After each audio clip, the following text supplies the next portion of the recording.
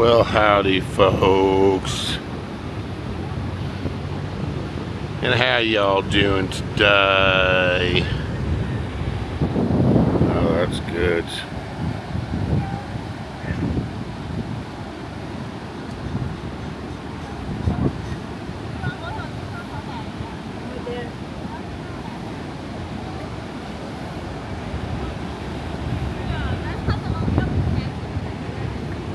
Yeah. We're out here once again at the beach, ladies and gentlemen. Kind of coming out late today. We had a sunny day. Then all of a sudden it got a little bit overcast. And of course the tide is down now.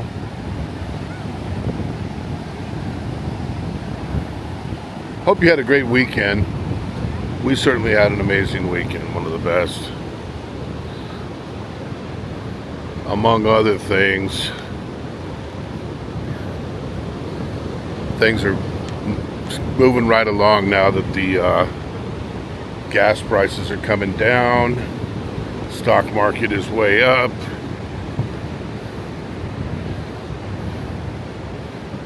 Things are going good. So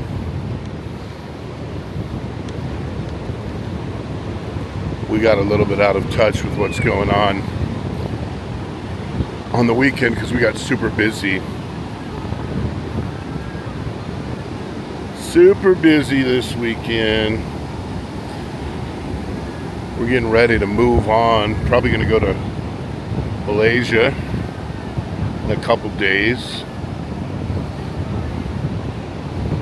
We've had the greatest time ever in Thailand, though. It's probably been we've had so many good trips here, but I'd say this one has to be our best. Because Phuket is just quite marvelous. There's a reason why certain places are super famous. You have places like one of the most famous places out there. Ask yourself why? Why did Phuket become so famous? Why was it used in many movies and backdrops and things? Why does it have 11 or 12 million foreign tourists coming here? Well, we know why. We know why. Because it's really just it's a tremendous place.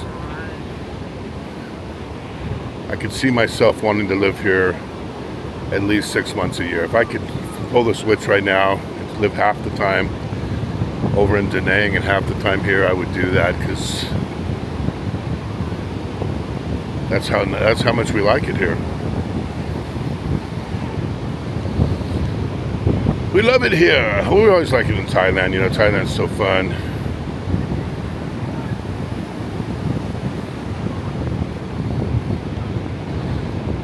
I'm trying to think of anything else that's going on. I saw Big Kevin did an upload. He was on his chair in the $6.1 million basement that he lives in. He said, we're having a heat wave. It's 93 degrees. I thought, wow, it's a heat wave, huh? Sounds like a typical day in the Philippines. We have had probably weather. Last night, I think it got into the 70s here. And I think today, maybe low 80s. You know, it's like 28, 29 degrees Celsius. Very cool by Thailand standards. You know, if you go to Bangkok in the hot season, 37, 38 degrees is a normal day. Typical day, but it's considerably cooler here. Of course, you know, over in Da Nang, like from let's say the month of December, January, February, it's very often in the 70s and high. You know, 17, 18, 19 degrees. Sometimes it'll have a warm spell. It'll be 22. So I think 22 or 23, it would be about 74 degrees. And it gets quite drizzly there that time of year, but I like it there that time of year. I like the beach in the rain too. Growing up in Newport Beach, you know, the beach was too cold 6 months a year. And then, you know, it rained a lot in, let's say, February and March. I still love going out to the beach, even in the rainy times. I would go in the water much of the year because I had two types of wetsuits. I had a very elaborate wetsuit, head to toe, and then I had one that was like shorts that was much less, you know, thermally protected. And so I don't want to say I went there 12 months a year, but I probably went in 10 months a year. You could easily say that.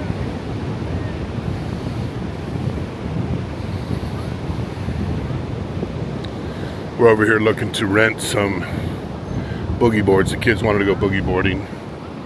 So we said, sure, we can do that. Why not? Why not?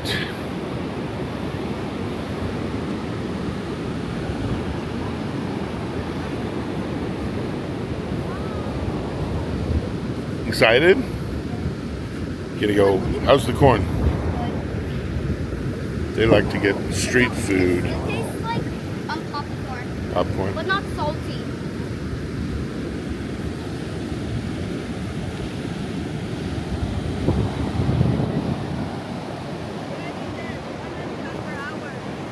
$100? Yeah, How about a chair? a chair is 100 pair, 200 pair. 101 is gonna be 150 pair. Let's do it. 3 boogie board and 2 pair. Yeah, Right. you can come over here and rent boards too. Now this is way more subdued. If you just keep walking down there toward the end, down that way, that's where we've shown before, and it's way more crowded. This is up here, very subdued. And then if you keep walking over here, yeah, there's honeycomb, Ethan, and the chitlins and the corn. If you keep walking that way around this thing, or if you go up to the main road and go over it, then you'll be at Corone Beach, which is much longer. And that has a different color sand. It's much more mocha. The water's even clearer there, though.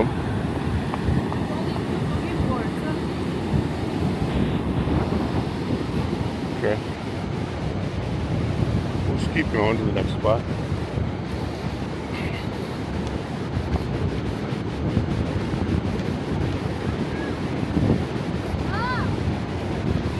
So we'll just head down to the next one. They only have 2 boogie boards available right now.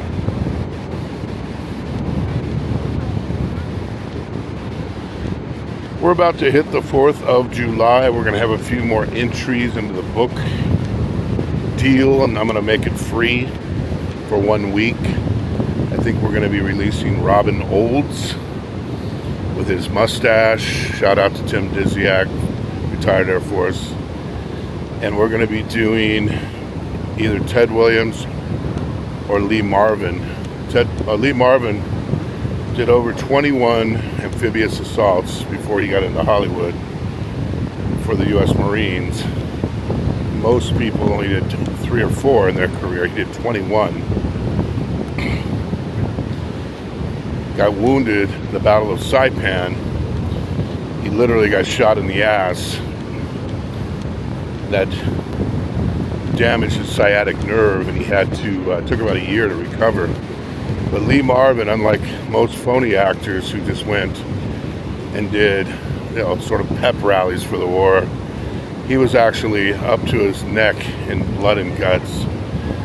So we'll probably do Robin Olds and Lee Marvin's to see what's completed in honor of our 250th anniversary.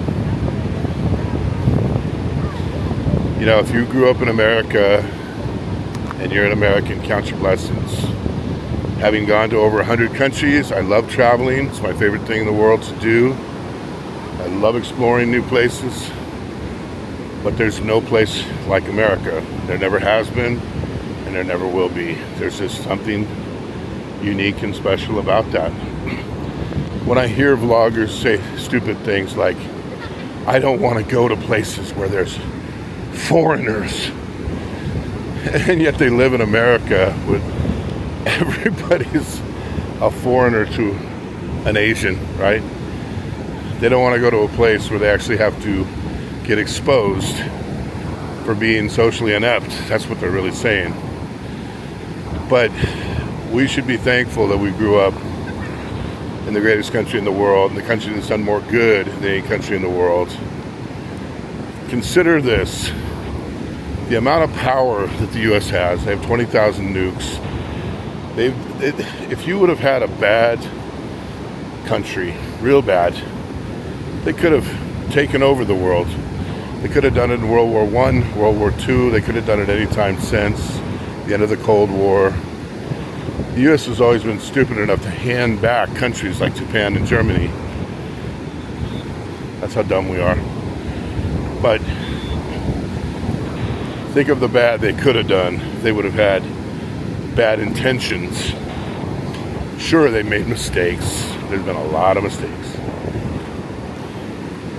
But every day I'm out, and I've been out for more than a dozen years straight, and I love being out, don't get me wrong. None of it could have happened if it wasn't for the U.S.